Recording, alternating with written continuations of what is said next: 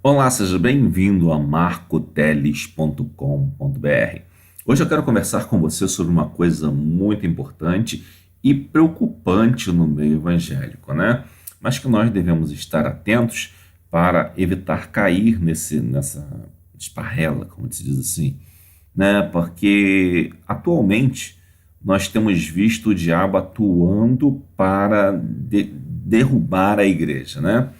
Nós vimos alguns anos atrás o diabo tentando fazer algumas legislações que fossem contra a igreja para derrubar a igreja através de leis mundanas, especialmente partidos comunistas e coisas desse tipo, né? Entretanto, o diabo não conseguiu, embora ele ainda continue. Mas o diabo está mudando de estratégia, ou melhor, está repetindo uma estratégia que ele sempre usou e nós devemos estar atentos a isso.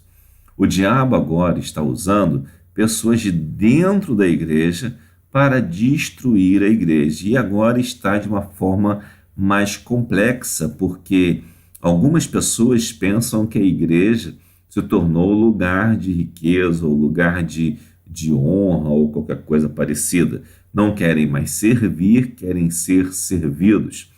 Por isso, eu quero trazer essa meditação para você, para que você saiba que no final dos tempos, por se multiplicar a iniquidade, o amor de muitos esfriará. Ou seja, as pessoas estão preocupadas mais com posições, com aparência do que seria a igreja, e com isso deixam de lado a essência do evangelho, a pregação do evangelho, né? E uma das coisas que motiva isso, às vezes, são a busca por um bom salário como pastor ou coisa parecida, né? Às vezes uma pessoa ajuda muito na igreja, uma pessoa que está sempre ativa, ajudando, fazendo alguma coisa, e logo ela é criticada, é colocada de lado, como se fosse uma pessoa ruim que estivesse fazendo uma coisa errada em estar servindo a igreja. Por quê? Porque surge na mente de algumas pessoas que a igreja é uma oportunidade para crescer, né? A igreja parece que virou um negócio para algumas pessoas. E nós devemos tomar cuidado com isso.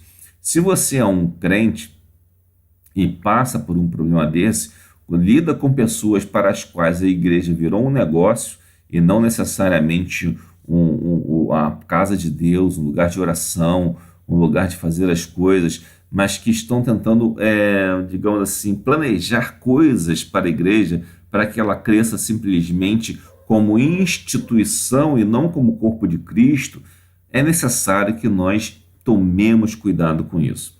Quais são os cuidados que nós devemos tomar? A primeira coisa é evitar o partidarismo. Quando você vê alguém na igreja preferindo uma pessoa do que a outra, fuja disso. Isso se chama partidarismo e é condenado na Bíblia Sagrada, especialmente no Novo Testamento. O partidarismo leva as pessoas a procurarem coisas para fazer para agradar uns e a outros. E quando elas começam a agradar um ser humano, né, começam a agradar um pastor ou a um líder, digamos assim, né, elas deixam de agradar a Deus, né?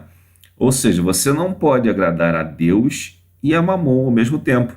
Porque se você agrada a um sujeito, você está agradando esse sujeito porque quer alguma coisa, algum benefício da parte desse sujeito. Então é um tipo de procurar agradar as riquezas. Portanto, não tente agradar as riquezas, não queira ser agradável aos homens, seja agradável a Deus.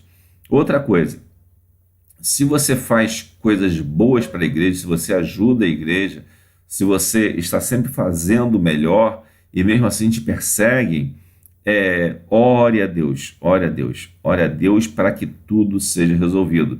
Talvez você tenha que se afastar um pouco para que essas pessoas mostrem a inutilidade delas, porque elas criticam, mas elas também não fazem. E se você não fizer, ninguém mais vai fazer.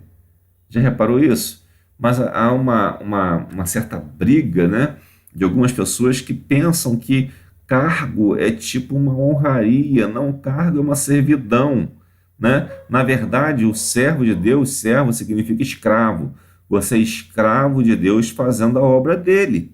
E Jesus disse: quando você fizer muita coisa, considere-se servo inútil, tá bom? Mas algumas pessoas não entendem isso e levam para um caminho de autoafirmação como se isso fosse bom.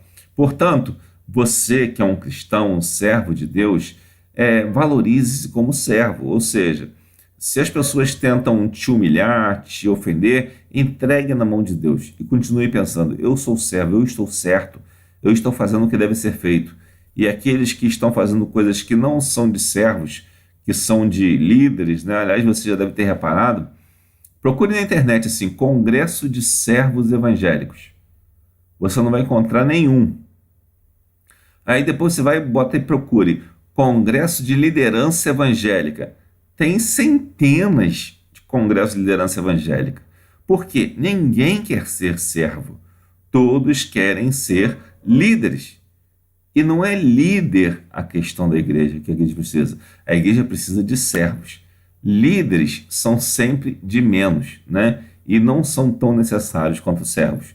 Por isso que às vezes algumas pessoas criticam os servos, porque sabem que os servos ameaçam os líderes. Porque os servos fazem por amor, os líderes fazem por exaltação, por vaidade, mas os servos fazem por amor. E o que é feito por amor sempre vencerá, e aquilo que é feito por vaidade, por exaltação, nunca prevalecerá.